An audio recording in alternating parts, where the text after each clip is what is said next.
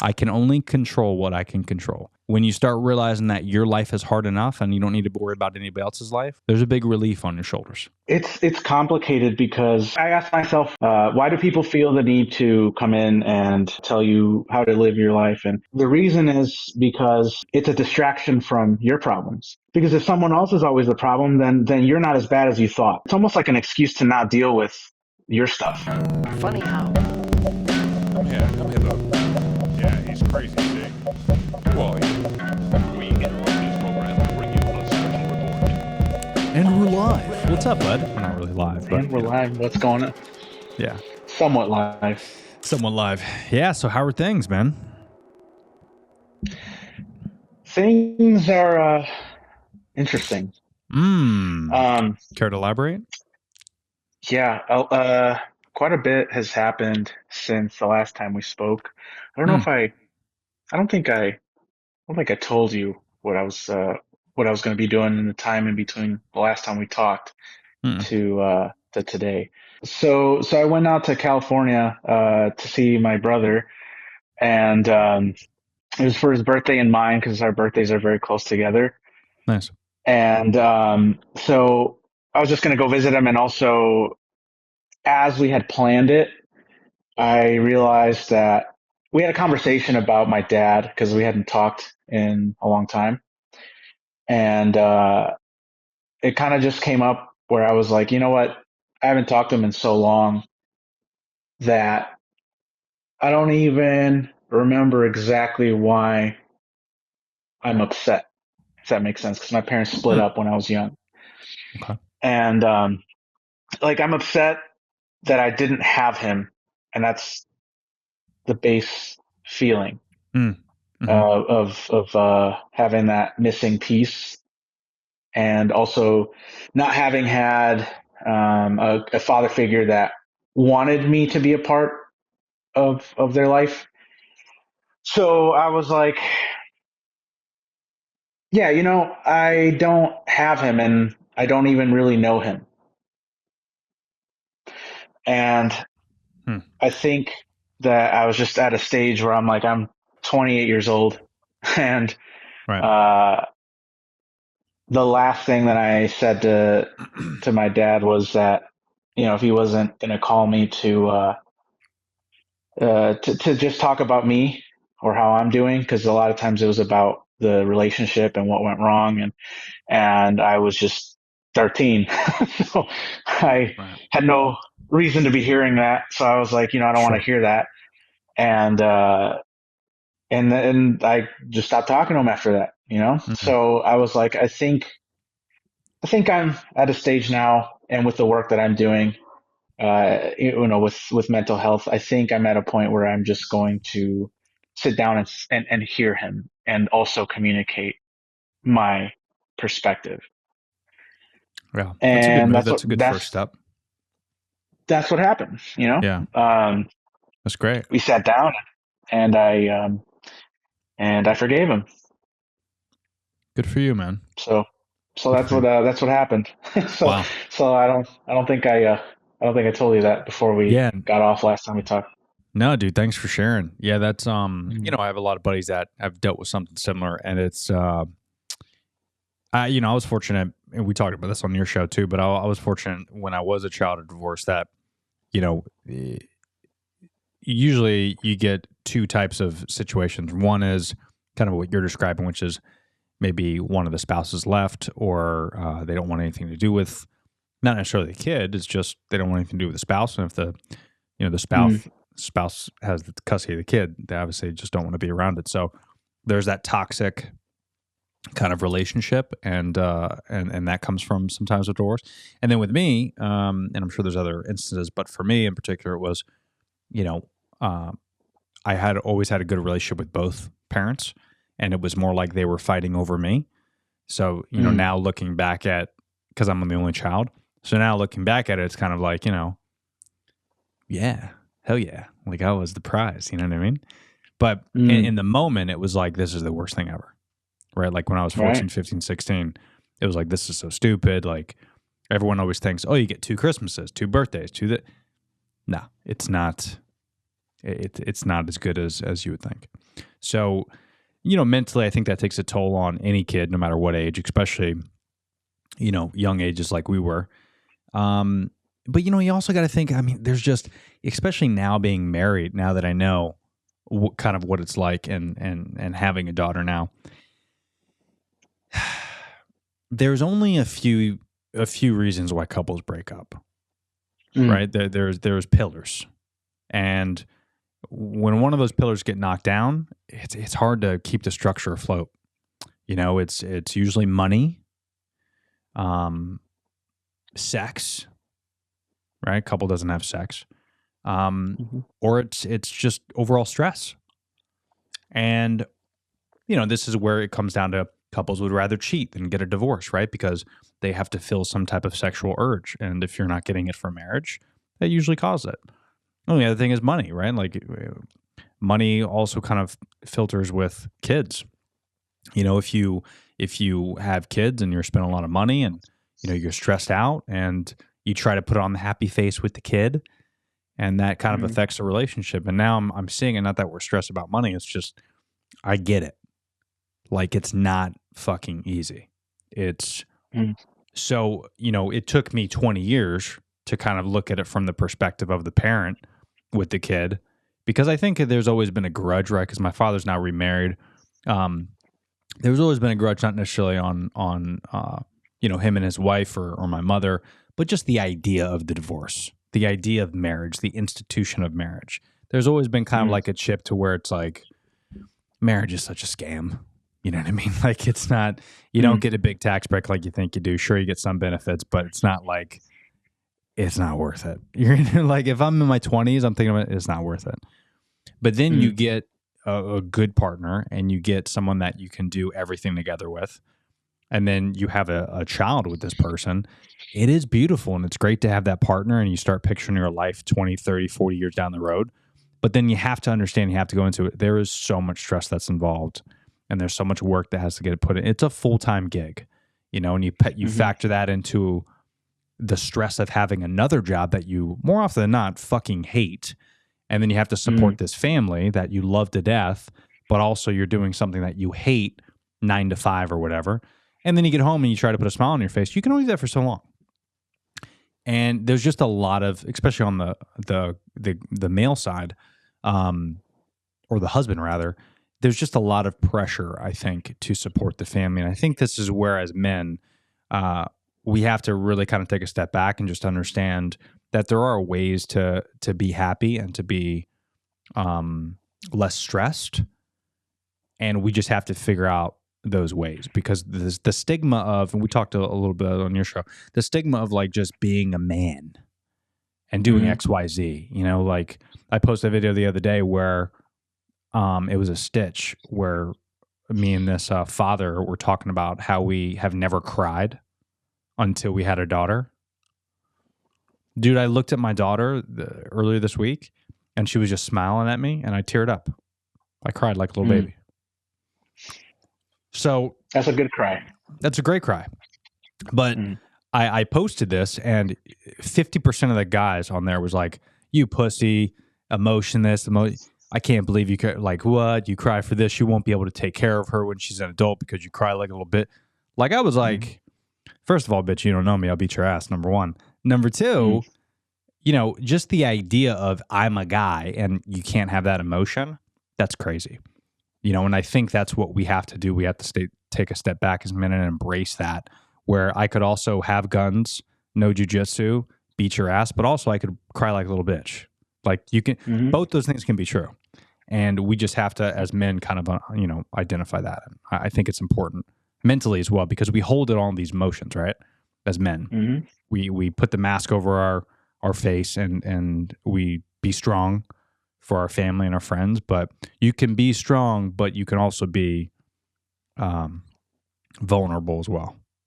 I think it's important for vulnerability, I would consider a strength, because not many people can do it because it's hard. And so anything that is challenging is a strength that you can, if you can do it, right? If you can say, this is difficult, but I'm going to do it because it needs to be done. I think that's strength.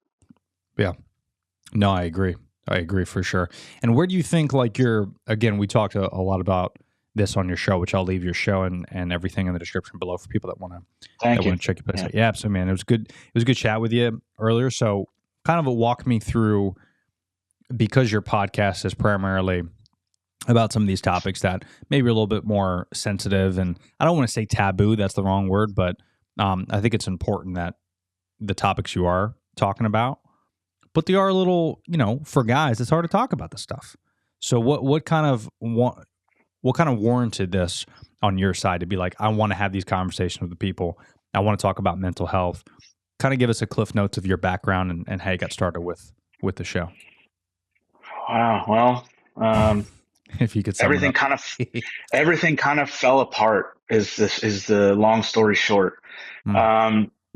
I got out of the Marine Corps in 2021, June of 21, and I was in the Marine Corps Reserves. So this is going to be an important ticket because I had an idea of what I thought getting out of the Marine Corps Reserves would be like for me, and I didn't think it would be very difficult because I've been living a civilian life most of the time, and then part time. It's basically a part time job, the Marine Corps Reserves, and so I thought maybe it's going to be as easy as I get out. I already have my job lined up and it's just doing that full time now. And so I won't have this other pillar to worry about. And I thought it was going to be as easy as that. And, I was in a relationship while I was, while I was doing that, that also was struggling. and, and on top of that, my relationship with my parents weren't that great, and so there was just one thing after another. Just all the pillars kind of collapsed at the same time, around the same time. My relationship ended. It was very sudden for me, and I felt very caught off guard by it. And luckily, I was already in therapy, and that's kind of what kept me from making any rash decisions as far as like dropping out of everybody's life and just closing out of everything. And I think having access to that was a very, what do you call it? It's a very key thing that was going on in my life, because that's kind of what made me gear towards this, because I had already started the podcast by the end of my relationship. In fact, I was going to I asked my ex to be on there, so that we can talk about things like, from her perspective, and kind of give You more of mean a, after you guys broke up? Yeah, sir. this was before, this was Okay. while we were having our issues, and to kind of talk about those aloud, because that's taboo as well. And, Sure. well, or at least not easily, not something people do very often. And so, especially not in public, right? Right. Uh, so yeah, so that was something that was going on. And so when that ended, I was like, so now what? Mm. I no longer have the Marine Corps to worry about, because I had Marines that I kept up with, and I knew that I could, at least I could once a month see these guys and forget.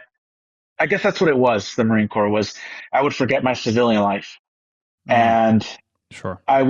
all problems faded away. And this is what I was doing, for this time frame that I was there. Sometimes it was a weekend, sometimes it was a couple of weeks, depending on, what type of training we were doing. But, um, just to know that I was going to be there, I was going to at least be there and go away for a while. I guess that's what it was for me, is it was an escape. And so when I got out of there was no other purpose for me, if that makes sense. Yeah. Yeah. Oh, I forgot to mention too, my job also was, there's a big question mark around at the same time, where I was like, I am not in a good healthy work environment. I was extremely stressed out at work. And I think that's also what participated in, the stress in the relationship, was just because I was always stressed.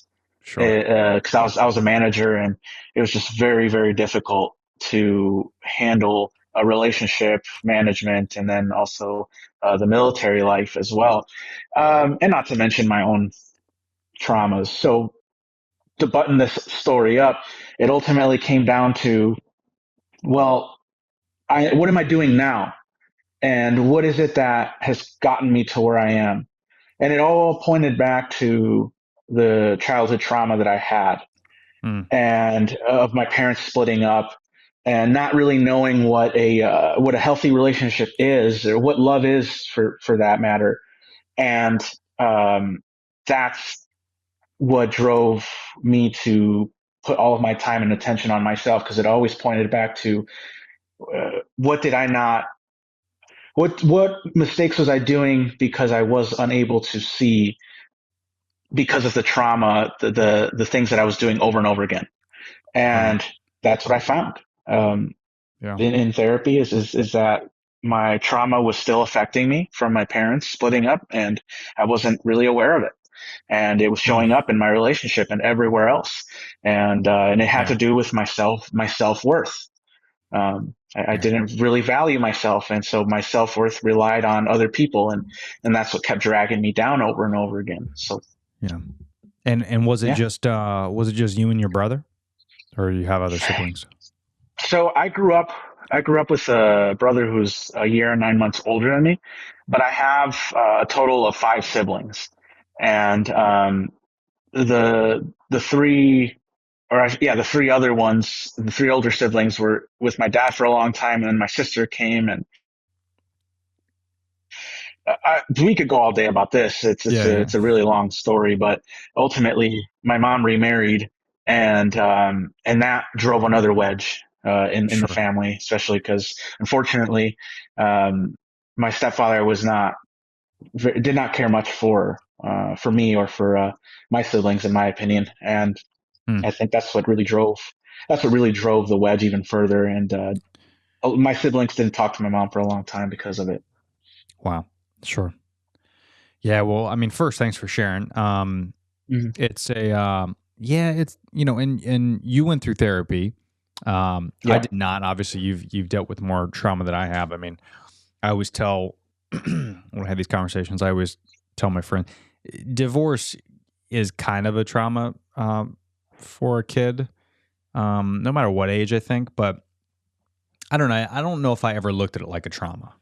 And I'd love to get your opinion on this for what your shrink told you. But for me, I kind of looked at it like, looking back now, when I was 15, I rebelled big time. We talked ad nauseum about this on your show. But I rebelled, and I think subconsciously, again, this is me looking back, I'm 38 now. So, 20 years ago, I think I looked at it like I was just rebelling because I was a kid of divorce. And I wasn't aware of it, and I think I used it as a crutch and a excuse to do so, because there's plenty of people that go through worse trauma, right? Like, kids in Chicago right now that are being born in the ghetto, they're going to have a rougher life than you and I ever did, right? Some of them are going to come up on top, like a guy like Kevin Hart came from the ghetto. Denzel Washington came from the ghetto, right? Like Eminem, right? Like all these people have come from rags to riches, quite literally, right? So that to me is trauma. When we go through divorce, mentally, I think it takes a turn on us. But as we get older and we get more mature, and of course, if this happens younger, it's out of your control. But when I was like 17, 18, I'm a couple years in of this divorce, I looked at it like, fuck my family. I mean, quite honestly, like, I'm going to do it on my own. So that was a decision I made. So whether my parents had a good marriage or a bad marriage, they got divorced, they stay together, I could still have those thoughts, right? There's kids that have been in, a healthy family and they end up rebelling. Why? Well, because they chose to, right? There's a series of decisions that they made, a couple bridges that they could choose, and they chose the wrong bridge to cross over. So looking back now, I think there was a little bit that was out of my control because I was so young, but a lot of it was in my control. There was a certain point, I think, where I could have gotten help like you did, which I applaud you for. But there was a certain, I never got help. I kept making bad decisions. And then eventually through time and getting older and more mature and, breaking up with a lot of girls and not finding a healthy relationship. And then also not being the best son that I could be to my parents, even though whether you think they tried hard or not, that's irrelevant, right? Because a shitty parent still deserves love from a kid to a certain point, I think. And eventually our parents are going to need us. So it's like you kind of have to bite the bullet. And, if you have an alcoholic dad, you want to try to get him help. Sure, at some point, if he starts beating your ass and, you need to get away. Of course, it's toxic. But there is going to be a point where you're going to have to help these folks. And I think I looked at it like, even though I had two great parents, I kind of looked at it like I resented both of them for my own thing. And I made decisions lashing out. I don't know, maybe to get back at them, even though it didn't get back at them. You know what I'm saying? Like, I think there was just a certain point that I was like, I want to be on my own. I want to do my own thing. And I don't care who it affects.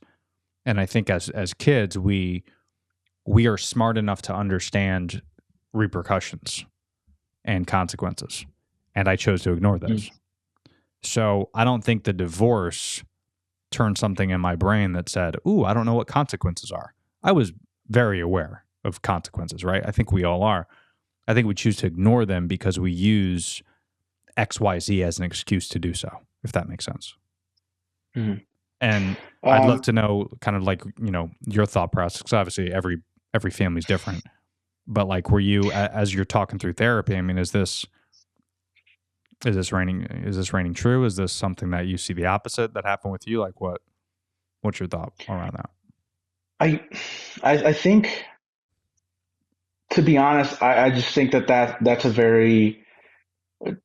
a response that is normal, of like the feeling of, so for example, I'll give you an example here where I've heard of this before. It wasn't what I did in response of the divorce, but I talked to my mom about this, and she actually told me that she was very rebellious, and she had a lot of problems with her mom, and in general, just not a very good marriage. My grandmother and my grandfather, and so she was very rebellious, and she told me that she was, at some point, she came to a realization that she was doing it for attention, and I think that even though that what right and wrong is, like maybe my parents will notice me now, and I just wonder. I have a question: if maybe that's what was going on, of your parents are splitting up, and so there's a lot of times trauma subconscious is what I'm learning, and it's not always like, I'm doing this because of this. It's Sure. not always like that, and sometimes it takes retrospective and someone going, actually, I've experienced that, and this is what it led to, and how I found out what this was, right? And so that's kind of what it was for me. Is I heard that, and through therapy, it was I realized that those are trauma responses of like, I don't want to be forgotten by my parents, and so I wonder. Yeah. If that's something that was going on for you, of your parents were splitting up, and so there was frustration going on, and maybe a feeling of rejection, of is there something, is like, am I the problem, or am I being forgotten, or something to that effect? I don't know if maybe, is that something? Yeah, that makes sense, or doesn't it? No, I mean, maybe. I mean, I like to say, oh yeah, that makes total sense. I just, I don't remember what happened 2 years ago, let alone 20. So, Sure. But I mean, that makes total sense to me. Sure, that makes sense. I mean, I am the type of person where I like to be the center of attention. I don't think in a bad way. I just like to enjoy, like if we're out with a group of friends, I can't sit there and be quiet, because I like make it a point. I want to make sure everyone has fun. So if there's there's 5 people there and 4 of them are stale, and I'm the only excited one and I'm the only extrovert, I'm going to do what I can to make this group of humans just have a great time. It doesn't always work, but I always try to make a point to be that person. And I've always been like that. Like I have home videos of me, you know, when I was like 5 doing this type of stuff with people. So that could be it. Yeah, and I'm not ruling that out. I think that's possible, and I think it's completely logical and makes total sense.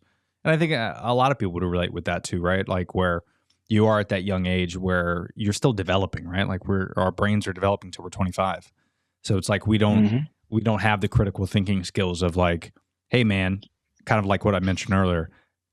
Couples only get divorced for a couple of reasons, right? Money, sex, right? Like stress. But so if they might have been going through that, but at that age, you can't use those critical thinking skills and say, you know what, it's not me, it's XYZ. This is why they're getting divorced. Even though they tell you that, like the typical, I remember my parents having that conversation with me, the typical, you know, lifetime Hallmark fucking movie moment where they go, it's not you. I hope you know that. We still love you. It's us. Mommy and daddy just need, you know what I mean? Like, I'm paraphrasing, of course. But I remember that conversation. And I remember getting out of that saying, it doesn't make sense to me. I remember why that does not make sense. And I don't know if I said, it is me. You know, I'm stressing you out. I'm doing this. But, you know, maybe that was the case. Maybe that's how I felt. And, you know, listen, man, as a father now, like I said earlier, I get it. I do. Like, I get how if my wife and I, which we're happily married, but there's been moments just in the last couple of weeks where, you know, we've had disagreements, not really arguments. Thankfully, we're not the type of couple that like yell and scream at each other, but we've had like moments where we had to walk away from each other. And we never had those disagreements when we were just us, right? When we didn't have our daughter. So because you don't get any sleep, right? You're spending more money, you're working harder, but we're both stay at home. So we're also watching our kid as we both try to work from home, which is very difficult. So there's all these new stresses, and you know, we're only 9 months into this thing, and it's visible. Like, I get it. If we did not love each other as much as we do, I think we would have gotten a divorce already. If I'm being honest, like, because I get I get it. It's like, why would you deal with this with someone you don't like? I'm not speaking for us, but just in general, if you're in a married relationship and you have a new kid, why would you deal with this adult when you could just separate from her and have your kid on the weekends and not be with your ex-wife, not be in that relationship? I've been in toxic relationships, right? Like, it's bad. Like, when you leave that toxic relationship, there is a weight that is lifted off your shoulders. So, you know, there's a reason why most underprivileged homes grow up without a father. It's because the father looks at the wife and says, the wife's a bitch. I don't want to deal with this kid. It's not worth it. I'm stressed out. I'm not getting sleep. I'm not getting laid. I'm out. And most guys are douchebags. It's just a fact. Like, we're very selfish human beings. More often than not, unfortunately, we're the only species that, or the only gender now, I guess you could say, we're the only ones that start wars. We're the only ones that usually commit the violence. A vast majority of the population do that. So it's not like women are going around being serial killers. So we're selfish assholes most of the time. And I think that's a big responsibility for us to carry. And that's why I think it's important that we control what we can control. And we do use critical thinking skills and you identify it. And that's why sometimes when we do get in these arguments, my wife and I, where we just look at each other and we go, do we need to walk away from each other? Yeah, we do. Okay. Instead of like feeding fuel to the fire, because that's what guys love. I mean, admit it or not, guys love anger. We like aggression. We just do. It's in our blood. We're supposed to be. Like, if something upsets us, at least for me, you get to the point to where you cap off, you blow. And that's because that is in our nature. We're not supposed to go, gray. It's black or white. It's binary because it's embedded in our DNA to where if we see, a lion and it's coming to our village, instinctually, we have to 0 to 100, Hulk smash, and we got to take the thing out. There's no negotiation typically. Women are the ones that straighten us out. Especially having a daughter now, I'm like I said earlier, I'm a pussy now. It switched on me, man. I became super compassionate because I realized that I need to tone things down. And I think women do that to us. And that's why it's such a good balance, I have a question for you. Do you think that maybe it goes back also to what we talked about, what you were saying earlier about that there's a stigma around men being able to express themselves and what that means in society? Because at the end of the day, as humans, we're super social and we just want to survive. And so if the norm, if the social norm is that we are not supposed to express ourselves, and the expectation of men is that we're supposed to get angry, and that's the only emotion that we are allowed to have. And even when we have that emotion, it's then judged as this guy has a problem. He's unhinged, right? And so do you think it boils also down to the fact that as a society, we haven't done a very good job of allowing men to feel other things without judging them? For sure. Yeah, no question. No question. I think when I say men are instinctually, these are just facts. I don't necessarily agree with them. It's just, everything from literally, go down the line, right? Wars, movies, culture, songs, literally every single guy is the typical guy. And that's not necessarily, I think, the normal, but I think over the course of centuries, if you keep feeding someone shit and telling them it's chocolate pudding, they're going to believe you eventually. So it's one of those things. I think that it's going to take a long time for us to kind of get out of that. And I would even compare that to women, right? You look at all these women right now that are fighting for whatever, all the rights and equal pay and all this stuff. But listen, women have the right to vote just like men do. Women could be an engineer just like men do. Women could be a fireman just like men. They could be actor. Scarlett Johansson makes just as much as most of the Avengers. Okay, it has nothing to do with equal pay. You could talk about that, but I think where we get kind of a little messed up is if you line up 100 men, 99 of them would take the police job, the fireman job, the engineer that has to go on a 100-story building, right? Women won't. And that's because I think we've just been bred to deal with these dangerous things. And those jobs get paid more. It's just a fact. So women kind of are doing the same thing where, my wife, if you ask her, she doesn't want to work. She wants to be a stay-at-home mom. But there's a lot of girls and a lot of women that will fight back on that and talk shit on social media and say, that's not what women are meant to do. Women are supposed to do X, Y, Z. Women are supposed to do. But then what a lot of women are doing is they're putting themselves into this hole, this black hole of, you're pigeonholing your own gender and saying that you shouldn't be raising a kid. You should be an engineer. You should be that. I think both can be true. I think you could do both. Just like with men, both could be true. You could be a hard ass, and you can also be an unbelievably compassionate father, and you can have a lot of emotion. But it's going to take a lot of time, I think, for us to get out of that because it's so inbred in us, right? It's such a big part of our DNA. It's hard to get out of it, even myself included. It's very difficult for me to, have these conversations with myself, where it's like, hey, man, it's okay to have this emotion. It's cool. It's cool to talk about your feelings with your wife. So it's deep in there, right? Because it's not like a conscious thing where I'm like, I have an emotion, but I don't want to talk to my wife about it. It's just it's a reaction where I'm not going to talk about my wife, this with my wife. It's like, it's something that instinctually just happens where I don't talk about it. And I don't think that's because me and I'm manly. I just think that I'm a man, and that's just embedded in our DNA for, centuries. And we just have to get out of that, having these conversations for another couple decades. You know what I mean?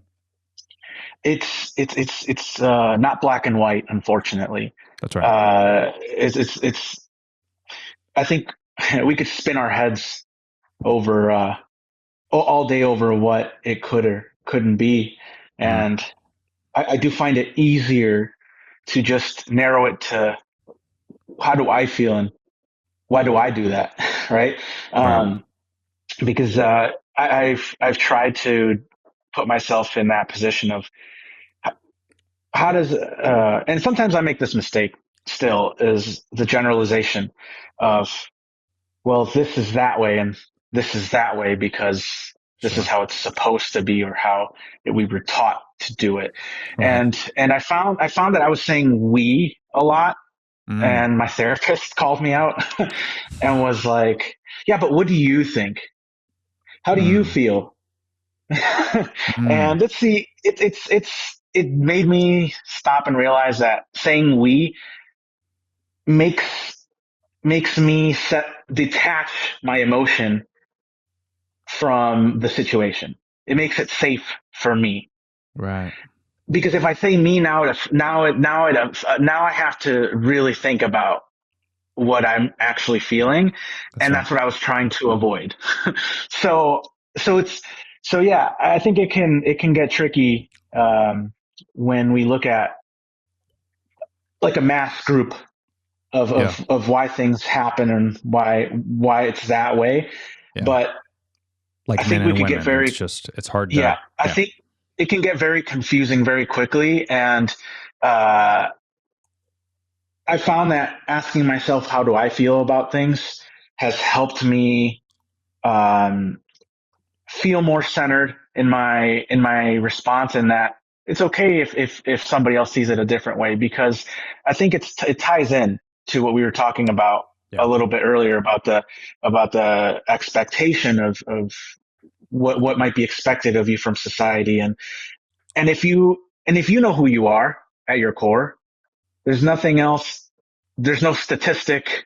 There's no being grouped with something else that can take you off of that center. If that makes sense. Yeah, so true. And, I want to clarify for people is like, these are not beliefs that I hold true. These are just, these are facts. Unfortunately, it's statistics just don't lie. You know, the whole thing about men versus women, you could hate it all you want, but these aren't my words. Just look it up. But one thing I did realize, especially doing this podcast and talking to so many people around the world, different genders and ages, and one thing I realized is that society just doesn't give a shit about you. You're just not that important. You're not. So like you could throw yourself in that we like that you mentioned, which is a great point. But when you do throw yourself in that, it doesn't matter. Like there's no one outside that gives a shit about you. The only people that should care about you are your group of friends and family. Like, and even that, I mean, even that is not always the true. Right? It's not always the case. So I think you can only can control what you can control. And the more you focus on yourself, it's just everything else seems to work out. There's not a lot you can do to affect people's decision. Especially how they feel. That's a fact. You know what I mean? That's a fact. Yeah. So I always relate this a lot to politics when I talk about occasionally politics on the show, where politics and religion, it's the same thing. Like it doesn't matter what your religion is to other people. Like if you want to believe in Scientology, if you want to believe in Christianity or Catholicism, like whatever you believe in, that's okay. That's all that's important, right? Like how do you go about your day? How does it make your day better, right? When it comes to religion. Now, when you start telling me what my religion needs to be, now you got a problem. Because now you're trying to control something you can't control. And that's where Mm-hmm. tension, arguments are created, and vice versa too, right? Like if I'm agnostic and atheist, don't tell me Christianity is the way to go. You can believe however you want to believe, but when you start telling me what I need to believe, now we got a problem. So it's like you can only control what you can control, and you only have one life, and you should not worry about what other people are doing. You know, that's one of my biggest pet peeves is like, even in a marriage. I mean, a good marriage to me is the more you can let them do whatever the fuck they want to do, the better your life's going to be. You know, you cannot tell them what to wear. You can't tell them how to work, when to do the dishes, when to cook. You can ask them and say, hey, babe, can you cook me dinner tonight? And if they're a good spouse, they'll say yes. But when you start demanding and barking orders and telling them what to do, that's where it becomes a problem. So what's the lesson from that? Lesson is don't tell people what to do. Don't tell people how to act. Don't just do what you fucking need to do to be happy, and everything else works. Because if you could Tony, just focus on yourself, that's the key. Sorry to interrupt. No. Something that is interesting about that is at the end of the day, like I think what it boils down to is, let's say, for example, for me, I was always very, like I mentioned in my show, a perfectionist in the way Sure. that I do things, and there was a feeling of an incorrect feeling, I should say, of that my friends are extensions of me, and so that my friends somehow, if they do something embarrassing, that like I have to say something because then I agree with them. And that was like this thought process that I had in my head of if you don't say something, you agree with them, and that's wrong, because you can most certainly disagree with your friends and say, hey, you know what, I don't agree with that, but you're a good human, and overall we have a good friendship, and you are not a representation of me, and that's you are you and I am me, right? And so that's something that I think a lot of people struggle with, is the separation of like, hey, if I'm friends with you and you do something that like I wouldn't do, then if I hang out with you, I agree with you. And I think that society also pushes that narrative of like, why are you still talking to this person after they did this and did that? And so there's fear of rejection in that for the person who has not had control in their life and wants to control things around them that you can't do. So there's a lot I've learned that is connected to that thought. Sorry, that's all I had to say about that. I'm so glad you said that, because that's a great point. I mean, going back to like the father who's an alcoholic, I mean, you look at it like, listen, if you're a kid and you're 20-something years old and your dad's a battling abusive drunk, there's only so many times you could tell him to stop drinking. Dad, quit drinking. Dad, I booked you time at AA. Dad, can you do this? I want you to go to AA because it's going to help our relationship. If he continues to drink and continue to be abusive, you got to leave. You got to leave and focus on yourself. There's nothing more you can do. And that is because you cannot tell anybody what to do. They do not care enough about you to listen. You know, how many times have we had friends that have been in toxic relationships, and you tell your friend, hey, bro, let's say his name's John. Hey, John, fucking Sally, dude, she's a crazy bitch. You need to break up with her. And John goes, I love her though, man. Like, she's fine. She's not always like this. I promise. John, it's been 5 years. Like, she's cheated on you. She's done this. It's abusive, dude. You got to break up with her. No. And they don't do it. They get married, then they eventually get divorced. There's nothing you could do about it. You try to do what you could, but here's the problem, what people don't understand. How many days and how many hours have you spent telling John to break up with Sally? What could you have been doing in that time? Focus on yourself, maybe. Focus on your relationship. Maybe pick up a hobby.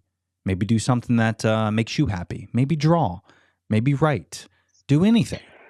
The more you spend time focusing on what other people need to do and trying to police other people, that is not a healthy life. In fact, I've spent so much time doing that I've realized, like, as I've gotten older, like, it's a burden not just on you, but what if, God forbid, your last conversation with a friend You say, John, you need to break up with Sally. And you spend hours trying to tell John to break up with Sally. And then you get hit by a truck. So the last couple moments of your life, you're worrying about someone else. What? Where was your family? Why weren't you with your kid? Why weren't you doing something that you love? Why weren't you at the park drawing? Like, there could have been 1,000 things you're doing, but you're trying to change someone else's life. People don't like you. People, I keep saying that, but just people do not value your opinion, unfortunately. But the good news for you is you got your own life to worry about. Don't worry about anybody else's. One life is hard enough. That's what I've learned is one life is way too hard. Like, I don't even worry about my wife. I don't even worry about my wife's life because whatever she does on it, she's a big girl, right? Like, whatever she wants to do on a daily basis, if she wants to spend her free time scrolling on TikTok, if that makes her happy, okay. I'm not going to tell her how bad it is for her mental health because what is she going to tell me? Tony, leave me alone. I'll do whatever the fuck I want to do. And then now there's an argument. Why don't I just let her do her thing? She's a big girl. I can only control what I can control. And when you start realizing that your life is hard enough and you don't need to worry about anybody else's life, like, there's a big relief on your shoulders. You know what I mean? It's complicated because there's so much involved with, like, for example, like I ask myself, why do people do that? Why do people feel the need to come in and tell you how to live your life, and why does everyone have an opinion on me? And I think that I had noticed it in myself, to be honest, too. And I was like, oh, wait, I do it, and this is why I do it. Mm-hmm. And the reason is because it's a distraction from your problems. Because if somebody else is always the problem, because if someone else is always the problem, then you're not as bad as you thought. And so it's almost like an excuse to not deal with your stuff. Yeah. And I'm not saying that's the only reason. There's plenty of reasons, but that's a big factor in why I would do it. And you call that like the rescuer is what it's called, is essentially the person that has to fix somebody else because it keeps them distracted from their own issues. And so if somebody else is the problem, it's not you that's the problem that has to be fixed. And so, but that only works if the person doesn't get help. If that person actually starts doing the things that they need to correct their mistakes, and all of a sudden the focus comes back to you, and then typically the response is, oh, I don't want to deal with that, so bye. And so a lot of relationships end that way. So anyway, that's my 2 cents. Yeah, I mean, I never even thought about that. That's genius. That makes a lot of sense now that you say that. Because, yeah, I think, misery loves company. We know that. Mm-hmm. And life is very difficult, which I think is why sometimes we do get caught up in our devices and we want to live vicariously through celebrities and friends and, better looking people and more successful people and blah, blah, blah, blah, blah, because we don't want to deal with our own shit. And I think that, again, is a problem in itself that I think people need to identify. But like most addictions, you can't really tell someone that. They're just going to have to learn it through trial and error. And, like the alcoholism analogy, they're going to get help when they get help. And if they don't, it's going to kill them. And unfortunately, there's not a lot you can do about it. And that's hard to say. And I think, I'm not saying not to be compassionate. I'm a very compassionate person and I love my family and I love my friends. But I've also been fucked over by a lot of friends too, through no fault of my own. It's how they are. I have one friend in particular that, involved with my wedding and planning. And, I thought we were brothers. And then, he gets married and has kids and I get ghosted. No reason. I didn't do anything. I asked mutual friends. I was like, hey, man, is everything cool? Like, they think everything's fine between us. So obviously he is not talking shit about me. So I look at that and I go, well, obviously there's nothing I did. Maybe his new wife doesn't want me to be a part of his life. I don't know. Maybe there was something I did say, but he doesn't want to confront me about it. There, again, nothing I can do, right, in that situation. But this is an individual that almost a decade, I've spent almost every moment with this individual and nothing. So I look at it like, did I waste time? No. Because, those were some of the best times of my life. I enjoyed it. It was great. But you also look at it like, they're not going to be there forever. So you want to be compassionate. That's okay. But there might be something that's out of your control that, that relationship might get cut off. And that could go with family too, not just with friends. That could be a mother, a father, a cousin, a brother. That could be a lot of things. So the more energy you spend on other people, is my point, the more devastated you're going to be if that ever ends. But one thing that I think is true with all things is if you could focus 100% of your time, effort, and energy on fixing yourself and being the best you can be, that's going to affect a lot of other positive relationships in your life. You're a better spouse, a better relationship with your parents and your siblings. If you're a better person, that's why they always say if you're going down in a plane, put your mask on first, then put on everyone else's. Is because if you're... if you got no oxygen, you can't help anybody next to you. And in fact, yeah. The true is that in life as well, where you just have to make sure that you are the best human you could be, because you're going to be able to help other people that way. You never want to take advice from someone who's divorced, right? You never want to take marriage advice from a person who's divorced, and that's because they don't have their shit together. You want someone that has their shit together to give you advice. So same thing with you is, get your shit together first, and then you could be a positive impact on the earth. But until then, you shouldn't be poking in anybody's life, in my opinion. And I hate when that happens, when people do that.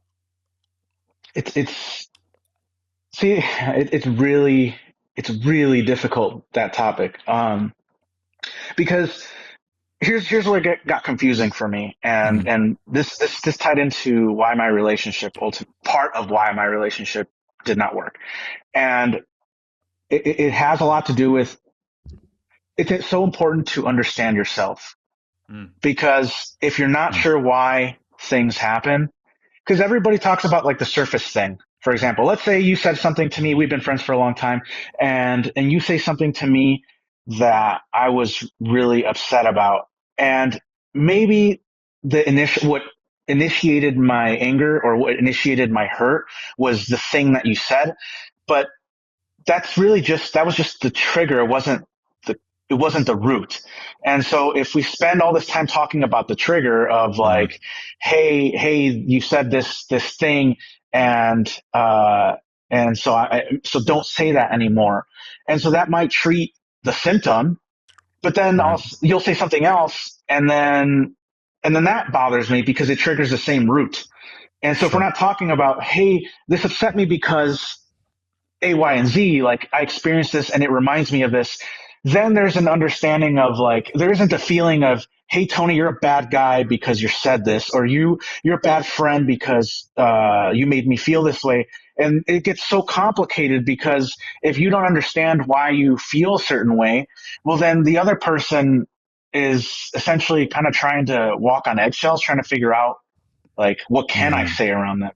And it gets complicated for both people, because then what do you, like, I don't want to hurt you, but I don't want to get hurt, like, and it gets very difficult to manage if you don't know why you responded that way.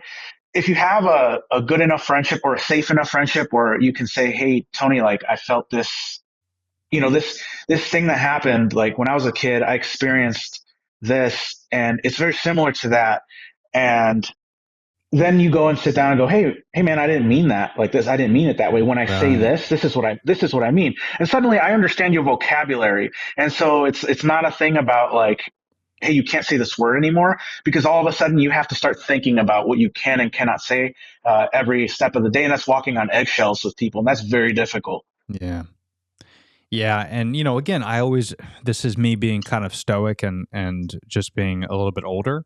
Not saying I'm correct, but just my thought process with that example is like, that's a friend that it's too much energy. Right? Like, that's how I feel. It's just too much. Like, I can't, if I'm walking eggshells, or I don't care if you're the greatest guy on the planet, it's just too much work. You're making this thing way too complicated. Like if we're both good humans and, I got your back and you got my back, that's it. That's all that counts. If I can't, like I had a buddy that didn't like one of my exes. Obviously I'm not with her anymore, but at the time, I was together with her and he didn't like her and I cut him out of my life. I am no longer with that individual, right? So who was wrong in that instance? I was wrong, right? Like I should have picked my friend over that girlfriend, but I didn't. What does that mean? Well, that means that sometimes that friend did everything he could, including telling me, hey, I need to break up with this girl, but I didn't. So he wasted a lot of his time, a lot of his energy on something that he couldn't control. And we lost a lot of years of friendship. Now, so we've rekindled. But I think the point is, though, you can't spend time with people that are toxic in your life, and you can't change people's minds more often than not. And that is the hard part, right? Because especially if you love somebody, you know, the saying, if you love something, set it free is so true. Because man, it's either gonna fly or die. I mean, there's only two things that happens, and unfortunately, more often than not, it's probably the latter. Like it doesn't go well, but that's what you have to do because you have to protect yourself more so, I think, than other things. It's just too much of a burden, man. Like I've realized there's a handful of friends that I could trust and that I love and that I would do anything for. Like I'm probably their first call to prison and vice versa. You know, if they were to get arrested, they'd call me first and vice versa to me. But it's a handful of people. It used to be 50 that I was like ride or die. It's not the case. Like as you get older, you realize that people just kind of grow away from each other. And then, you know, you think, hey, I had some great times, but also too, it's like, how much time did I waste? Right? Like in my 20s, there's not a lot of people that I'm still friends with that I was in my 20s because it was just toxic friends. So you think 20 to age 30, let's say, so that's 10 years of time I wasted with these toxic friends because I wanted to do what they did. I was making them happy. I was doing what they wanted to do. I fell into peer pressure. I did all this stuff. 10 years of my life. Where would I be if I didn't spend that time? Where would I be if I just focused on myself? Where would I be if I just read books in my room by myself for 10 years and got smarter and more intelligent? Would I have 5 businesses? Would I be a millionaire? I don't know. So you again, at that age, you don't have those critical thinking skills, but I always think of that still to the day, where it's like every moment that I spend with someone who's toxic, that's a couple of minutes that I'm away from my daughter. You know what I mean? Like you have to make those decisions as you get older, I think, is how you spend your time. Tony, do you think that maybe that those times helped you establish boundaries? Like, what am I okay with? What am I not okay with in a friend? And if I tell this person how I feel and it's still like an issue, then that friendship is not good for me anymore. Do you think it maybe helped define that part of your life now? Because it sounds like you've got your boundaries more established now. Yeah. I just think it's time too. You know, I just think it's time. Like as you get older, you care more about certain things. You know, I don't know if it was any instances or friends in particular, but I think that, I think you're right. I think that could be a part of it. But I just think as you get older, especially, you know, when you get married and you have a kid, even just getting married, you know, getting married and buying a house, it's a big decision. If you have never had kids, you're going to think differently having a marriage and having a house and a mortgage. And, you know, fucking if the AC breaks down, you have to have money in the bank. Like your decision making changes drastically. So whether that's in your 20s or your 30s, when you have big responsibilities, things change. You know, your circle of friends change. The people you hang out with change, because I always relate this to a buddy that's well over 30 and he's single, divorced, and he parties every weekend, living paycheck to paycheck. And nothing going on with his life. He's happy for now, but when he's 50 and he's going to look back, he's going to regret these moments for sure. But nothing you do about it. You can't tell him so. You just got to let him ride. You got to let him figure it out on his own because that's his journey. And I think that's important. I think it's an important journey to have. I had it in my 20s, so I'm very lucky to where I didn't waste my life. But, you know, now you sit in these moments and you're like, okay, these are the decisions that are going to get me where I want to be in the long term. And like as you get older, you start thinking more and more about where you want things to be. For me, the defining moment was when I did get married and when I did start thinking about having a family. I thought of a great quote from, this sounds silly, but Eddie Murphy in the movie G. Have you seen this movie? Yes, which one? Back in the 90s. The movie, it's called G, I think. Which quote, I guess, is yeah. Sorry. not So referring? he goes, he goes 70 birthdays, 70 Christmases, 70 years. If you're lucky, that's what you get, 70 healthy years. And he goes on this rant where he's just walking this monologue. And that's, when you think about it, that's crazy. Like I'm 39 next week. Like, so if I'm lucky, I'll get another 30 where I'm not in a wheelchair or I'm not crippled or I'm able to walk or I'm able to run more. So I'm past halfway. I'm past halfway done. That's terrifying. So did you ever hear the quote from Muhammad Ali? Something similar to that, where he says you sleep like a total of 13 years in a whole lifetime. You spend a certain amount of years growing up, so you're not actually working on your life. So you take another 18 years out of that, and then okay, let's say you're 18 years old. Even if you're 18 years old, you start out, maybe you go to school for a little bit, you realize that that's not what you want to do. It's something to that effect. And he's like, so you only have 30 actual years to be productive. It's something to that effect. Yeah. I was like, oh wow. It's terrifying. It's terrifying. Yeah. So, when people tell me certain stories and they're like, I did this, I did that. Like my wife Brenda, she always makes fun of me because this is horrible to say. It's almost like so I'm very impatient. I'm a very impatient person. And I always like to be doing things. And sometimes I work too much and sometimes I do too many things at once and I have too many tabs open and yada, yada, yada. But whenever we go do something, especially when it's like with a group of friends or something, I'm always the type of person that's like, okay, so it's an hour there, it's an hour back. So it's 2 hour round trip. We're going to be there for 2 hours. So it's 4 hours of the day. So how are we going to make up some of the things we need to do because we're losing 4 hours? And she's like, we're not losing 4 hours. We're going to hang out with friends. I go, yeah, I know. But I mean, we're having a good time with some friends. Like there's no, what are we really doing? What's the productivity involved here? And sometimes I catch myself and I'm like, that's a horrible way to think. You have to enjoy the moment. You have to have fun. You have to da-da-da-da. But I've just been so like in this mindset of like, I want to use every time wisely. Like I don't scroll on my phone anymore on TikTok. If I'm on my phone, I'm creating something or I'm researching trending sounds or things that I need to do for the podcast or something like that. But I don't scroll anymore because I know that's just a waste of time. And I think it's okay to scroll. It's horrible for your mental health, but I think sometimes some of us need that release. We need that escape. And I don't think there's anything wrong with that as long as you're aware of it and you know that it is addicting and you need to be careful. It's like I don't drink anymore, but hey, if you want to go out and have a couple shots, I don't think there's anything wrong with that. Be responsible. All things in moderation. Yeah, of course. So I think that's it. But I've kind of have been lately, I think because I am getting older, I'm starting to really be picky with my time. And I think there is some good in that, but also too, you need to loosen up the strings a little bit. So what do you think you're finding yourself being more picky about? Do you think it's like the time with friendship? Like, hey, this is good. We spent some time.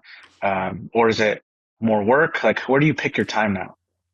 I mean, lately it's just been with my daughter. Right. Like I'm not working as much, but because of that, when I do work, so like right now, like I did the morning shift. She usually takes over around 12:30. She'll take a break and then she'll take on till 5. So from like 1 to 5, I close my door. I'm locked in. No one bother me. So sometimes when she walks in and, she's on break or whatever, and she wants to chat, and I'm like, can we do it after work? Like, I don't. And she goes, what? Why can't I just have a conversation with you? And then I have to stop myself because I get in this mode where I'm like, it's the 4 to 5 hours where I gotta go because I'm spending. I wake up at 6 a.m. and I pick up my daughter, and then from 6 a.m. to noon it's all her, right? We're playing, I'm feeding her, we're reading together, like we're having a blast. I'm not even fuck work. I'm not even thinking about work. I'm loving these moments. But I do also have to work, right? I got to make money because if I want my daughter to have the things that I want her to have, it needs to come from somewhere. So that's why I'm such like a psycho with it, especially now. And that's why sometimes friendships are taken kind of a backseat, which I don't want them to, but I have to work. So sometimes I work on weekends when I'm not able to work like on Monday. Like Monday I had to take off because we had doctor's appointments, all that stuff. So I got to work on Saturday. Sorry. That's just part of being an entrepreneur, right? You got to kind of do that. But because of that, I'm not spending a lot of time with friends, which sucks. But if they're my real friends, hopefully this time next year, they'll forgive me and we'll hang out some more. But until then, you know, I got a new daughter. We're trying to pay bills. Like we got to do things. So that's where my time is going, is just kind of sacrificing some of the friendships, unfortunately, but putting them on the back burner. And that's why I say with friends, it's so important because I'm very lucky. I have a handful of friends that sometimes I'll go months without talking to, but then I'll hang out with. Like my buddy Scott, I've known him for 20-something years. And like my buddy Rich and Justin, like all these people that I've known for a couple decades, I'll go months without talking to them. And then I'll call them up and we'll talk for 2 hours. Like we just saw each other yesterday. Like it's just not, these are guys that I would, I'd pick them up from prison. Like there's not a moment that goes by that we, regret these moments or we hold grudges because we haven't talked to each other every weekend. Like all this bullshit about friends need to talk to each other all the time. That to me is not a real friend. That's a needy friend. A friend that needs to get relationship advice from you every week because they're doing, fuck that person. Cut that bitch out. Like that's just a drain on your life. A couple things that I wanted to, that I can relate to like 1,000%. And I don't know if you do this, but I something that I've been criticized for before, is that I would get home from work and I would still be in work mode, like work brain, so to speak. So like, sure, I would not engage in the relationship, and this is friendships or personal relationships, where I would become problem solver because that's what I am at work. Right. Yeah. And so I'd come home and then let's say I'm hearing about my ex's day or my friend's day, and I'm here listening and I'm listening. I'm like, well, have you tried doing blah, blah, blah, blah, blah, blah, blah. Yeah. And all of a sudden I'm like spouting like managerial work related jargon that isn't helpful and what the person needs, because the person sometimes doesn't need a solution. They just want to have someone hear them because they haven't had a chance to speak to anybody. And so they'll figure it out. But like, also, can you like just listen to me and just let me express myself? And so I'm wondering, is that something that you've experienced? And if you have, how have you dealt with it? And also with the thing with the friendship, the friendship, always like the neediness, there's something going on. You cannot, like, I cannot fix that for you. Right. Like there comes a line where it's like at some point you have to ask yourself, what can I do?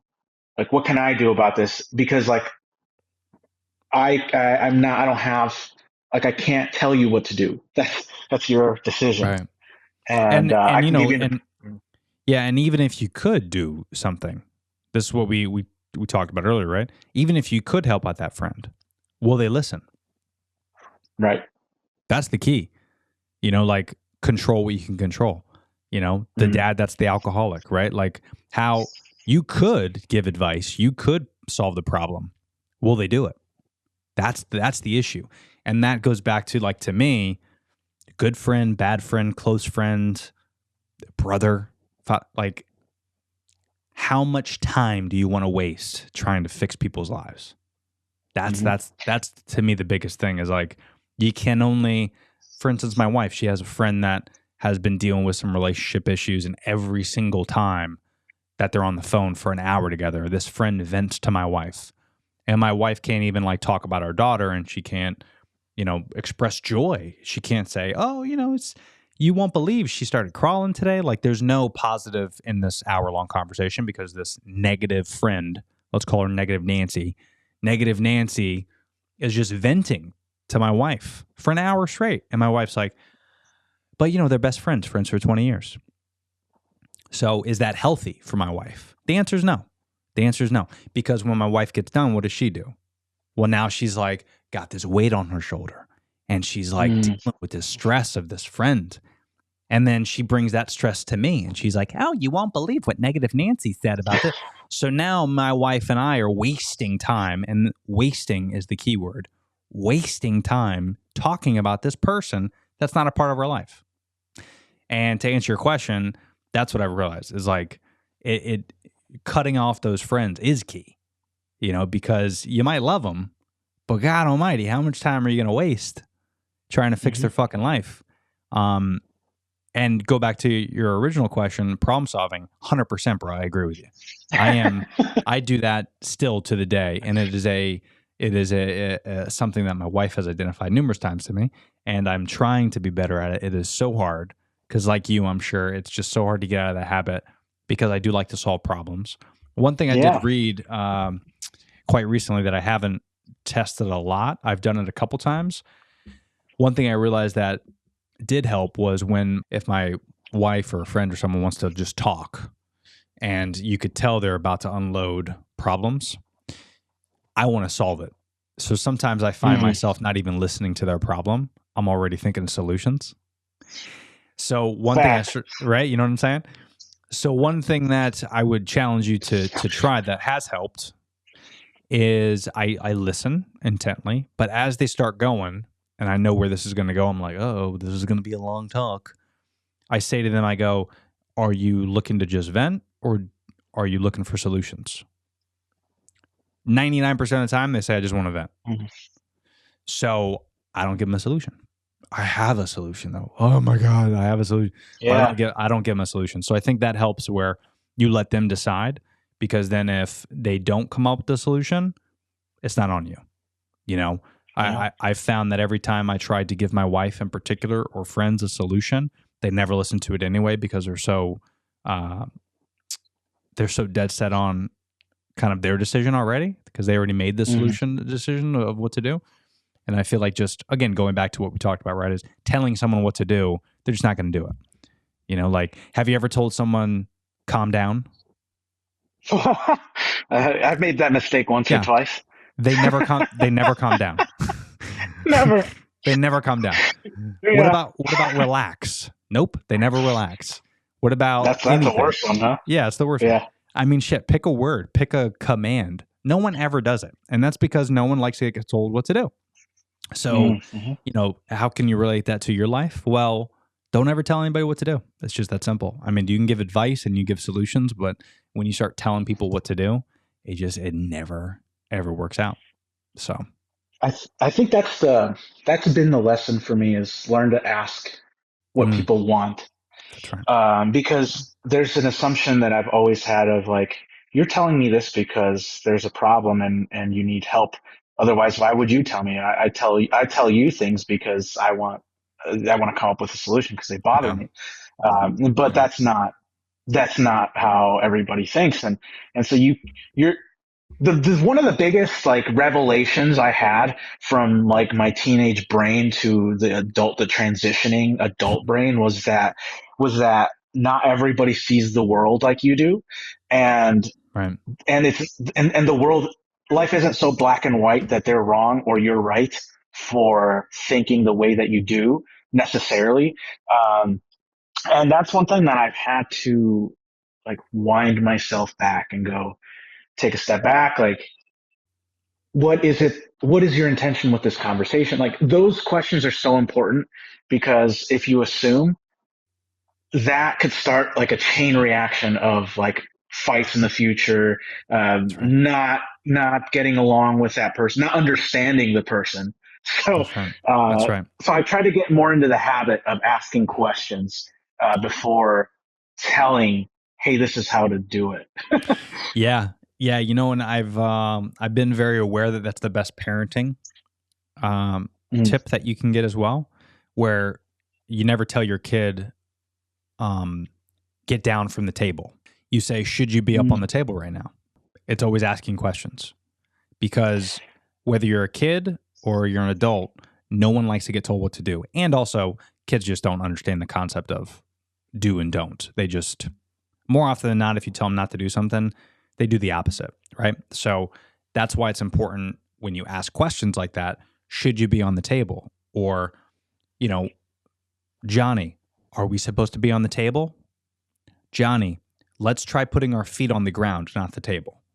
Like getting them to think more instead of saying no, or instead of saying don't do this, don't do that, because that anger, that aggression, that comes off instinctually. I think there's something in us where we just want to do the opposite, or we want to lash out. And I think as we get older, especially more so when we get older, we don't like to get told what to do. So when someone tries to tell us something, naturally, even if we think that's the best idea, we purposely don't do it. I know I can speak for my marriage in particular. I know how my wife reacts. And for example, I'll use this morning as an example because I asked her to do something and she purposely didn't do it. And I knew she wasn't going to do it because I asked her to. So instead of that, I waited, and she did it on her own because I didn't tell her to do it. She just did it on her own. She knew she needed to do it, but she wasn't going to have someone tell her to do it. She just had to do it. And I think that's what, as adults, we want to do. It's that, it's that instinctual thing of like, I'll burn my finger on the stove first before you ever tell me not to go near the stove. Like I want to see what that stove does to my finger, and then I'll burn it, and then I won't go by the stove again. Like it's just that instinctual thing I think we have in us where we just got to figure it out for ourselves, that trial and error. You know what I mean? Yeah. And I mean, I think, and I want to know what you think about this. Do you think that it's related to, it helps when there isn't shame involved, right? Like when you try something and it's like, I told you so. Cause I've heard that a lot in my life is the I told you that was going to happen. And so there's like a feeling of resentment of like, yeah, but I wanted to see if this specific way of doing it was I just needed to have that check marked, because if there's any doubt in my mind, like I'm going to have that in the back of my mind. What if I would have tried it this way? And sure, maybe the advice overall is, hey, don't do that because you might it might not work out. Well, that's very broad. Like in what way? And so, do you think that it's important to not shame in that situation when they go, oh, that burned me, for example. Right. Dude, that's such a good point. I think that has a lot to do with it. I think over the course of time, if you're told, if you're one of those kids that continue to get told, I told you so, I told you not to, I told you, then I think you just form habits. Again, I'm no psychologist, but I think you just form habits of other people besides yourself are going to tell you one thing, and then they're going to hold it against you. I think we just carry that feeling where it's like other people are the ones that are telling us what to do. Authority. We just don't like authority maybe at that age. And I think as we get older, we hold that against the relationships we're involved in. So like, I would imagine if you line up 100 people that had childhoods like that, they probably don't have the best relationships. Just in my guess. Because I think if you're told those things and you can't experiment, you can't be free, and you can't do certain things, then naturally you're gonna be an adult that is either A, afraid to try things, or B, does things in spite of people telling you what to do.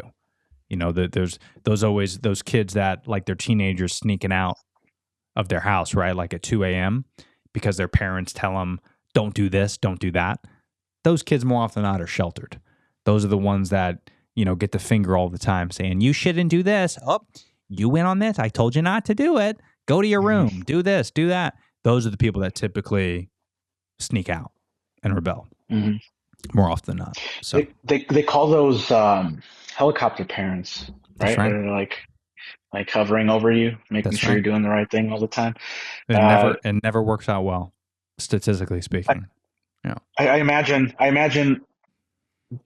maybe does that have anything to do with personality disorders?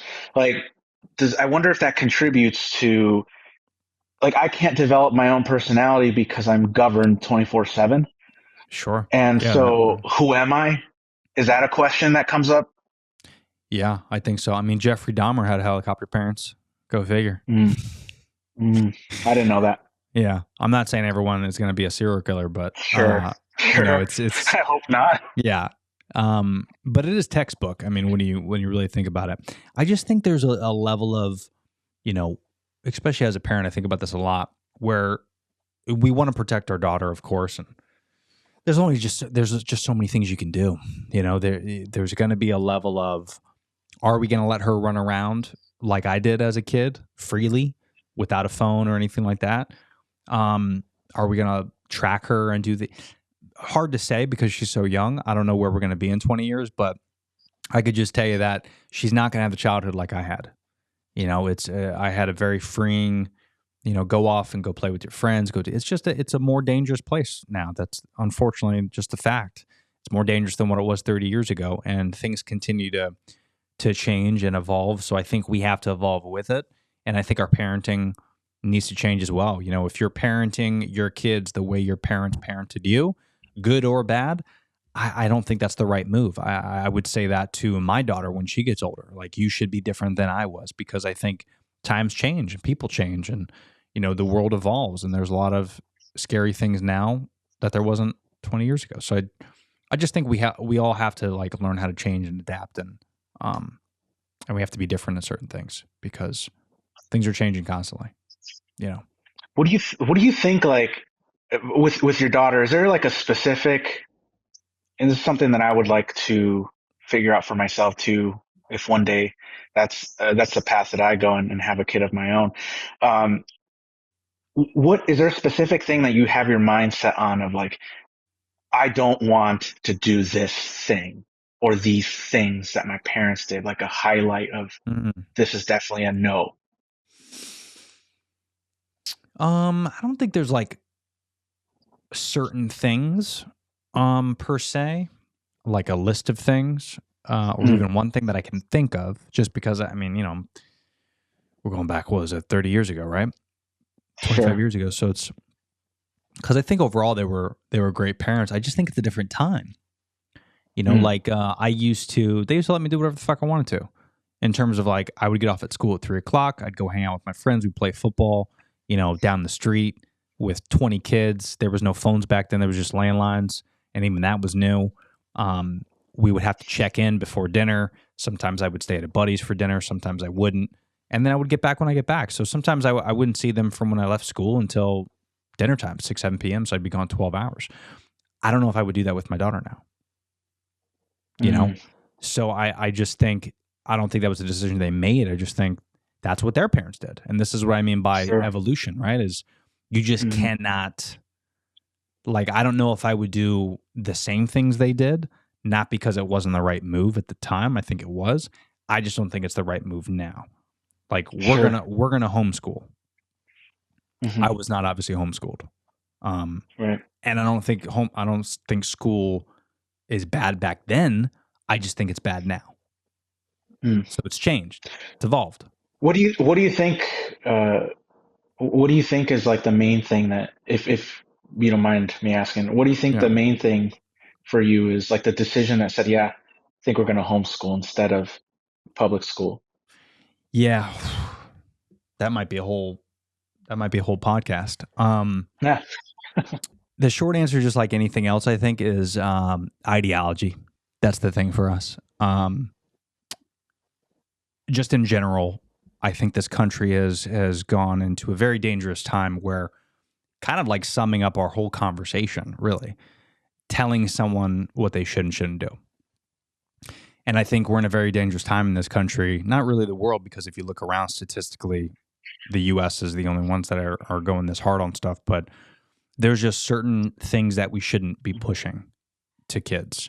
And the whole transgender thing is not necessarily just that. Every time I have this conversation, people are like, oh, you're anti-trans. No, I just don't think, like, I don't think it's the school's or curriculum responsibility to teach us anything about gender, sex, religion. If you have a friend that's Muslim, try telling them the conversation when we were kids, how they spoke about God and religion. How would you feel being a Muslim kid hearing about Jesus Christ in school? Why are you talking about Christmas? Why are you talking about Christmas to kids when you have Jewish kids in school? Like, there's just certain topics that I think we've been flooded here in America because we think America is the only way. And, you know, when you're here, you fucking celebrate Christmas. You take off Columbus Day, okay? You fucking do that. Like, there's certain things you got to do if you're.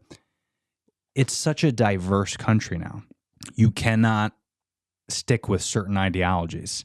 And I just don't like how schools, have kind of gone through this evolution, if you want to call it that. I think it's a devolution because it's gotten worse over time because now we're cutting out, you know, things that we learned as kids. You know, I think there shouldn't be a Black History Month. I think we should be teaching history, American history, and I think we should be teaching Black history year long in history books.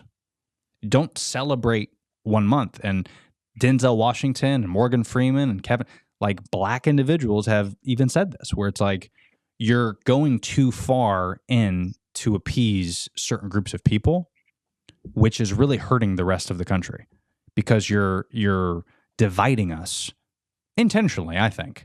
But there's too much division involved and it's pissing off too many people. And it's so hard to be a parent because you want what's best for your kid. But if my kid's going to go to school and learn about things that I don't think as a parent are important, I think they should learn about coding and real estate and economics and things that are going to benefit them when they're 18, 19, 20, 30 years old. They don't need to learn about fucking whatever the hell they're teaching them in the curriculum. I can go down the list and talk about things, but they don't need to be learning that stuff. And, you know, when they're a young kid and they're developing, sure, okay. But, you know, I had buddies that pulled their kids out of school because they're teaching the kids about butt sex in elementary school. That's a problem. Yikes. That's a problem. Now, a lot of people, and I had a buddy of mine that his mom's a psychologist, and he's telling me, yo, man, you shouldn't pull out your kids because of just a few things here and there. And I go, dude, if it's happened to one place, it's going to happen in another. Like, and the fact that it even happens in one school, that's enough schools for me. You know, it might not happen in your county, but who knows? Maybe it will. Maybe it will in 5 years. Like, I'd rather take the responsibility on my own. And if my kid at the age of 18 is not smart or irresponsible or, you know, hasn't learned enough, I'll take on that responsibility. I'll be at fault. The problem, I think, with school nowadays is the teachers don't get paid enough. Just like when you go to McDonald's, you're not going to get 5-star service, right? Yeah. Because those kids at McDonald's don't get paid enough. So why would they treat your food like you're a fucking, you know, celebrity? They get paid minimum wage. They don't give a shit about you. Just like these teachers. There's so many great teachers. I know a bunch of them. But there's also a lot of ones that just show up for a job and they don't care about your kid's curriculum, right? Like going back to what we talked about, right? It's like it's a full circle. Like they just don't care. They got their own lives to worry about. Like what if they just had a breakup? And what if they just got kicked out of their house? What if they just got a divorce? Now the next day they have to teach my kid with a smile on their face? Get the fuck out of here. Come on. They're only human, man. They can only handle so much. So it's like I'm not going to release that burden onto somebody and entrust the education of my kid into somebody like that. And I'm not saying teachers are bad. I just think they're underpaid and underappreciated. And the U.S. Healthcare system and education system is some of the worst I've seen. I definitely, I hope that's something that you guys are able to take care of for her. And it's hard, man. Like I guess we can. I don't know if you want to end it on that note, but one of the things that I learned from public school is that everybody has a different teaching style. Yeah. And for me, school just wasn't, maybe I just didn't get the teacher that taught the way I learned. Sure. But most of my school life, I was very anxious. Maybe that was just what was going on with me, but I was very, there was like a fear, an underlying fear of going to school, of getting things wrong, because these teachers don't really like you're not anything to them really other than the student. And some people really are, as teachers, really want to teach the next generation and are all about Yeah. that. I know there are people out there, Oh, for teachers sure. like that. Yeah. But a lot of teachers that I came across were not only not, they were just doing that because maybe they needed some extra money, or maybe they don't want to be at home, because a lot of them were older that I had. So maybe they Right. just didn't like being at home. And so they would just go to school, so that they teach school so that they don't have to deal with Yeah. what's going on at home. So there's a bunch of reasons why people do that job. And Yeah. I just felt like when I was going through school, like, I don't know, like I wasn't anything really, I didn't feel like the next generation, so to speak. Like I Yeah. didn't feel like, hey, I can really make a change. And Yeah. so school Well, to me Josh. kind of almost, Oh, sorry. No, go ahead. no, it just went that, just, there's nothing important. I was just going to say, like, that's really been the main feeling. Yeah. Yeah. Well, Josh, I mean, I think you summed up why we want to homeschool much, Mm, much more beautifully than I did. You just weren't getting anything out of it. And I just mm, think, we, the level of care that we put into the education system is probably the same amount of care that we put into healthcare system and into how we pay our first responders. And that's nothing. It's garbage. We don't, in America, we do not put enough into it. Not saying it's all bad, not saying it's all good, but I think, again, as a parent, you have to look at what are the best things about school. Best things about school are socialization. That's the best things. mhm. So Yeah, yeah. as parents, if we could figure out that aspect, that's all that matters, right? Because there's nothing that I used in grade school today at the age of 30. Nothing. Not one thing. You could say math, and no, I learned that stuff in high school, right? Like Yeah. trigonometry, economics, like I learned that stuff in high school. And even then, that's kind of skewed, right? It's where it's like AP physics and AP chemistry and all that. If my kid's going to be passionate about STEM or physics or all that, she's going to learn that stuff. She's going to learn the things that she's passionate about. So I think you brought up a great point to where you sat in school and you couldn't pay attention. It's because not that you're not a good kid or the teacher sucked. I think that could be a combination. But I think more often than not, it's because we're learning things that we're not interested in. So if I could avoid that for my kid and I could only teach her things that she's interested in and that's going to benefit her in the long term, I'm game. Whatever that is. And if that means we got to do it from home, then we do it from home. And there's so many great things now, bro, with social media. There's Facebook groups and mommy groups and socialization groups. Like we've met so many great parents through these social groups, and we're exposing our kid to other babies, and she's socializing through these groups that are free. We just meet up. Like we met at the zoo the other day with a group of family, or a group of parents rather, and we just hung out. And if that's the type of stuff that we can do when she's homeschooled, why not do that? Why not? Like, what is the bad thing, I think, about homeschooling? Mm. Oh, you get to spend more time with your kids? Oh no. Like, who cares? You know what I Yeah. mean? Like that's like we don't put our kid in childcare, not necessarily because of it's such a ripoff in terms of money. It's because one person that gets paid shit has to take care of 20 kids. Mhm. That's childcare, by the way. Yeah. Like one 18 to 25-year-old person needs to take care of 20 kids. So my kid is not going to get attention. I would rather my kid stay at home. And I give all her the attention. Like our kid's starting to like crawl already and walk, and like she's overdeveloped for her age. Do you know why? Mhm. It's because every second of every day we're spending her, time with her, and we're teaching the things that she needs to know. Because we did our homework and we learned about contrast colors and words and reading to her, and she's going to probably speak her first word well before a lot of other kids in her age. And we're not skilled at this. We did our research, and we're making the time and the effort that a 25-year-old kid at a child care facility cannot do. There's not enough time in the day. There's not enough manpower to do it. So I just think that's a big thing that people have to start to realize is it would almost be better if one of your spouses worked from home or didn't work at all and kept your kid in school, because these are years that I don't want to fuck up.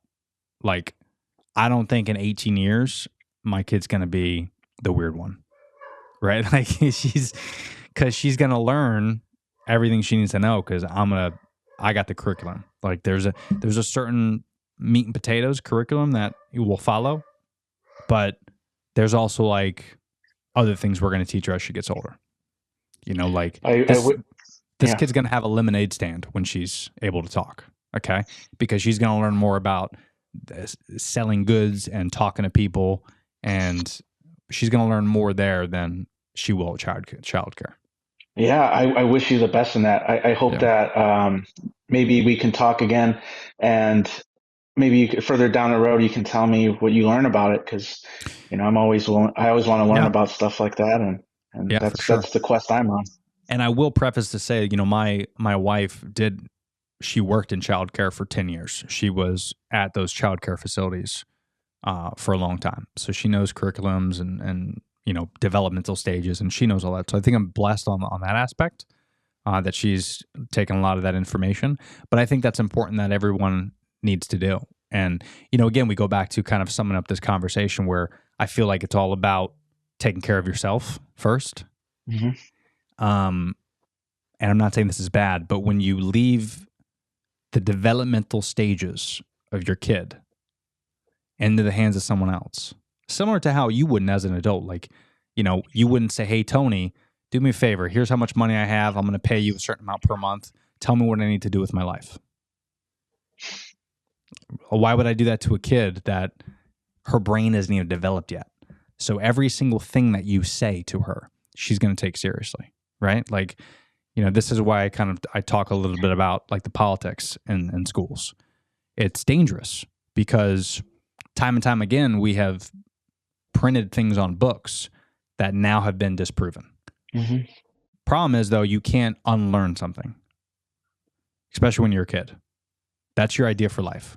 And when we spend so much time, money, and energy into, I don't want to say poisoning these kids, that's the wrong word, but influencing these kids on one thing, they can't unlearn that in their teens.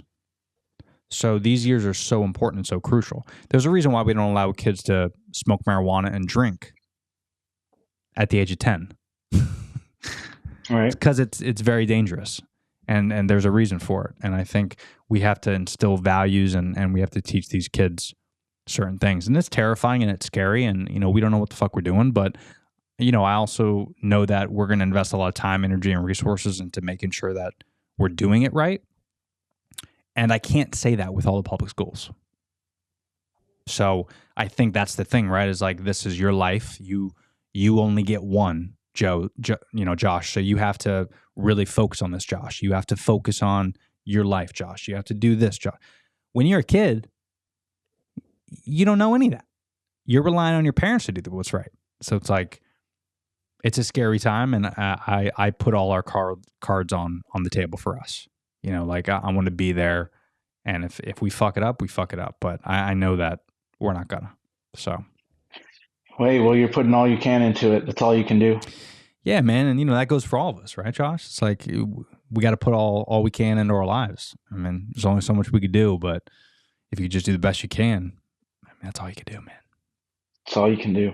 It's a challenge. Appreciate it, Tony. I definitely appreciate it. Yeah, dude. No, it's always good talking to you, man. I feel like I could talk to you for hours, so we'll definitely have to do this some more. But if you can, let everyone know where they could find you. Your podcast, your site, all that jazz. Give them a shout. Of course, I'll leave everything in the description below, but where can we find you? Yeah, so you can search up Win the Night on, we're on Facebook, YouTube, and also on TikTok now. So you can catch us anywhere on those sites. You can either search Win the Night or Win the Night Podcast, either or you'll find us. Nice. I love it. Josh Lopez, my friend. Always a pleasure, and thank you again for having me on your show. Thank you for coming on this. I think people are going to get value out of your channel, so just keep doing what you're doing, buddy, and we will talk soon. It's an honor. Thank you. Thanks, brother.